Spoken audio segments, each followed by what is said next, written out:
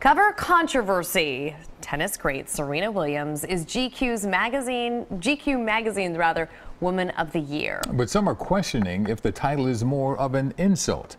Greg Argos takes a look at the debate.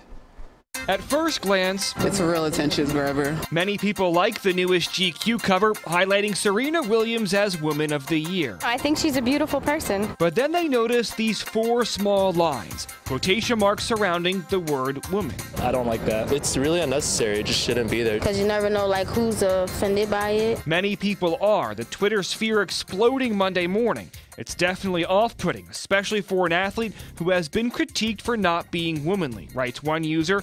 I'm not sure that sits well with me, tweeted another. There have been allegations in the past about challenging her realness as a woman and that she's too masculine. But Professor Heath Fogg-Davis, who chairs Temple's Gender, Sexuality, and Women's Studies program, points out the typeface is marked by a small asterisk, noting the handwriting is by artist Virgil Abloh, whose trademark signature is to put most words in quotes. If they don't know who Virgil Abloh is, that is kind of misleading. And Professor Fogg-Davis agrees. The average reader looks at the cover and sees the quotation marks, which typically elicit the idea that something isn't real. He believes there could have been a little more forethought before releasing this cover.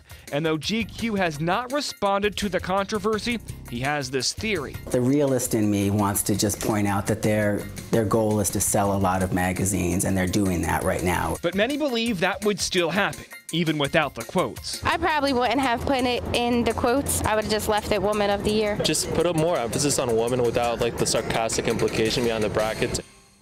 Now, both GQ and Serena Williams have not responded to the controversy, but a research manager for the magazine pointed out on Twitter, Virgil Abloh and Williams also work together. He is the artist behind the tennis star's U.S. Open apparel, which also uses quotation marks and all of that. That's the first time. Yeah, I heard of his name before, but a lot of people don't. I didn't hear of his name until today, and wow.